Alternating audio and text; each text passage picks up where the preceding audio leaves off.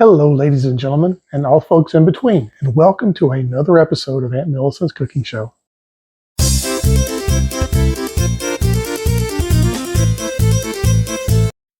Welcome back to the show. Some of you may be thinking, what in the world is that girl wearing? Well, the truth is, this is a dress that my producer and I made for an event we just went to, and the theme was, it's called A Night at the Parthenon. And it's ancient Greece was the theme. So we made this dress. And by the way, I'm not selfish. You can make this dress if you want to. The pattern is McCall's. It's M7405. And you can tell that it's a very modern dress. And what we did is we just took this linen and made it look like that pattern. And it turned out really fantastic, I think. A lot of this trim is just easy to find anywhere. These bangles and the crown and the earrings, those are found from Amazon. So this stuff is an easy look. I had a ball at the party and it fit right in. I was disappointed by the lack of mythological characters, but I guess we can always fix that later, right?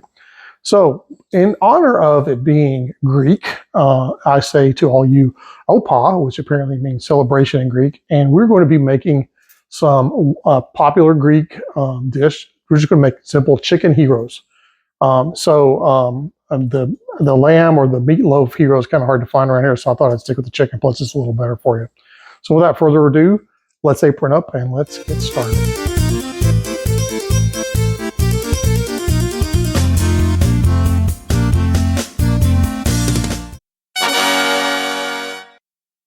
Now, I don't know if the Greeks would have worn a cat apron, but certainly if they did have one, they would have. It seems like there would be some sort of mythological creature here, like Cerberus the dog or something. I don't know. Anyway, that's beside the point. Let's go ahead and get started on the ingredients. So the first thing we're going to make is a marinade for our chicken. Okay, and we're going to need one to two tablespoons of olive oil. You can't have Greek without olive oil. Okay. We also have a lemon. We're going to juice it and zest it. You need to bring in some good old Italian oregano from across the Mediterranean. You need to bring in some thyme, the spice. And then we're going to have to bring in some garlic, and just you can do fresh or the preserved one. And then finally, I just got lost. I know I didn't. The sea salt of Poseidon, and some just traditional pepper. And that's going to be our marinade. And then obviously we're going to have some chicken to put in that. So that'll be our hero meat. And by the way, we're going to grill this. I'm not going to go outside because it's like already dark and hot. And there are bugs everywhere, and they kind of like me with all this on. So I'm going to avoid the outdoors, but I have a good alternative, okay? So we've got my chicken. We also have managed to grab some pita bread locally here. And this is a modified version, sweet onion, because they're out of the regular. I think it'll be just fine, okay? And then we're going to have the infamous Roma tomatoes. This is going to go in your hero, okay? Need about 3 of those. And we need to slice this up a nice red onion. And finally, the Greek part of this is, and I looked this up, it's the Tzatziki sauce. We can find this in our local store in the deli department. There is an alternative online if you want to make some for yourself. It's just some yogurt and some ingredients. It's not that big of a deal. But fortunately, I was able to find this. And they actually had more than one kind. I was astonishing. But this is what makes it Greek. If you do Greek, you know what I mean. Okay. And another Greek is feta. We're going to have as, my producer said, get as much as you can get. Because we really love this goat cheese, this tangy, salty. It's good. Anyway, I don't think I've ever used feta on this. Maybe I have on the show. I don't remember. And then finally, just to make it a little nicer, you get yourself some lettuce so you can have a nice little roughage inside your gyros. Okay. So without further ado, I'm going to go ahead and get started. Okay, y'all, let's get started on that marinade. First thing you got to have, probably the most, well, I won't say difficult, is lemon juice. You can buy lemon juice at the store, but the lemon is better. I've got one of these magic juicers, and all I got to do is put it in a bowl, twist it. That's how I'm going to get my lemon juice. I'm not going to bore you to death doing both of them, but that's it. And then I'll show you how to zest in just a second. Okay, y'all, that gets us our lemon juiced up, and I'm going to go ahead and put that in our big bowl here. So get yourself a big bowl to put all your marinade in. Now, the next thing is to make the zest of the lemon, and you need to get yourself one of these graters if you don't have one. And on here, you have a lot of different types of grades. This is largest for cheeses, and this one is too. And I haven't had a lot of good luck with zesting lemon. But you're going to take your lemon that you just squeezed out. We're going to rub it on the sharp part here. And hopefully we'll get a little bit, not really, of lemon on here. I'm not that good at this. If anybody has any good ideas how to zest a lemon, I would appreciate it. Maybe we should flip it to this slightly larger thing here. Hey, there we go. Now we're getting some zest. So what you want to do is just rub the skin of the lemon through the grater, and you should get these little kind of yellow looking things coming out.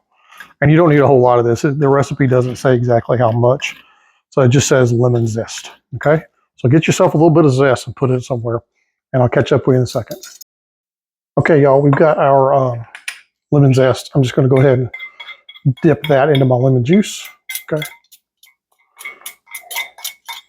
And then the next ingredient is going to be oregano, and you need a whole tablespoon of that. I've already dipped that out. Okay. Then the next we're going to have is a half a tablespoon of thyme. Okay. And I'm not going to be too exact with it. It's close enough, right? And then finally here, well, not exactly finally, is garlic. I have very little garlic. So you know what? We're just going to put the whole thing in there.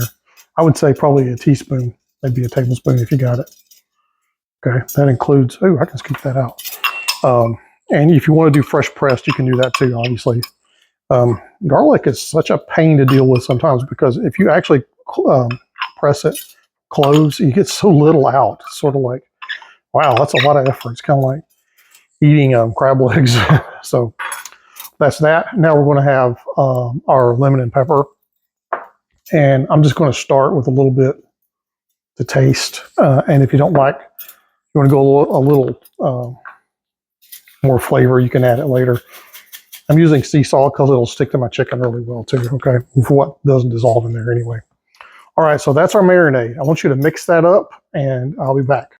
Okay, gang, I've got the marinade all nice and mixed up. Go ahead and get your chicken. These are just the chicken tenderloins. You can buy the breasts and just chop them up. It's up to you. If you want to just save time, get the tenderloins. I want you to mix that marinade all over it. Just saturate these little guys in it, okay? The more the merrier. You may want to top it all off with some more pepper and salt. It's up to you, okay? And when you feel like you got it good and mixed up, this is a marinade, so it's going to take about 30 minutes minimum. The longer you leave them in here, the better this stuff's going to be. And we do have things to do while it's marinating, so stick with me, okay? So anyway, put this in a nice cool place. Recommendation, refrigerator, yes. And we'll come back to this in a half an hour, okay? See you, well, I'll see you in just a second. Okay, y'all, before you get too complacent in your time waiting for the marinade to work, go ahead and grab your onion and your tomatoes and give them a nice salad chop. These are what's going to go in your hero when you eat them, okay? And y'all see me chop onions 1,000 times and probably tomatoes 1,000 times, so I'm not going to go through that too much, okay? So go ahead and do that, and we'll wait on that marinade.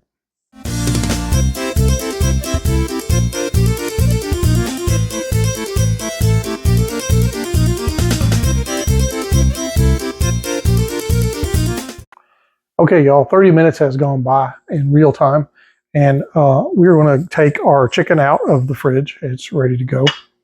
And for an alternative to grilling outdoors, since it's dark and everything, I got my old trusty George Foreman grill here. Rest in peace, George. You know, I guess his grill's outlived him, but bless his heart. So I've got him out here, and he is warming up. I'm going to disappear for a second. I took my apron off because I thought y'all might like to see the dress more. Wish you could see the bottom. I'll try to put a video of it in the video somewhere in there, so it may jump around a little bit, but you'll know what I'm trying to do. Because I want you to see the trim it's on. It's got a Greek key trim. It's really cool. Okay, so this guy's ready to go. And the more I talk, the more this marinates, and it just gets better and better. But I guess it's time to grill. So what we're going to do is put our chicken on the grill for about 6 to 7 minutes. If you if it came pre-cut and tenderloins, it's going to cook fast, okay? Now, if you got big old planks of it, it's going to take a while. Sorry you can't see it, but you can see the smoke ball of beauty, as they say.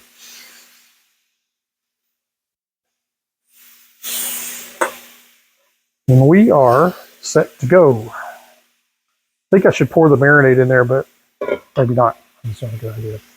So give me 6 to 7 minutes on these boys, and we'll be pretty much ready to go. There's one thing you may want to do. They recommend you heat up your pita bread. I'd say just microwave for a little bit. You don't want to toast it, put it in the oven. So put it in the microwave, warm it up a little bit, and we'll be ready for Gyros.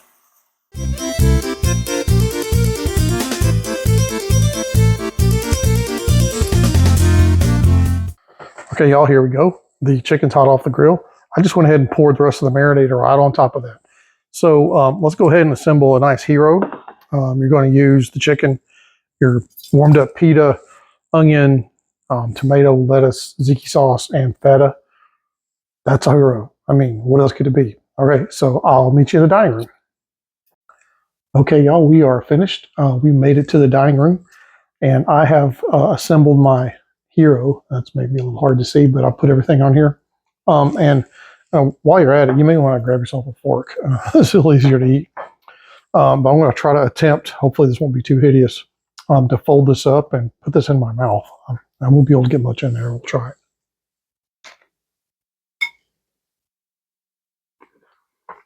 Oh, very nice. Fresh.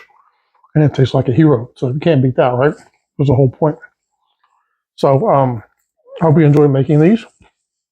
One alternative that you can do is if you don't want the pita bread or it's hard to find or you just can't find it, make yourself some white rice and make yourself a Greek bowl. Put the rice in the bottom, put everything on top, put the tzatziki sauce in there. Delicioso, I promise, okay? So that's an alternative to this. So I hope you enjoy making Gyros with me. And I hope you enjoy my little Greek theme. Oh, hey, cat. And well, I think we'll sign off tonight with a Greek toast, right? So, as they say in Greece, opa. And as I say on my show, bon appetit.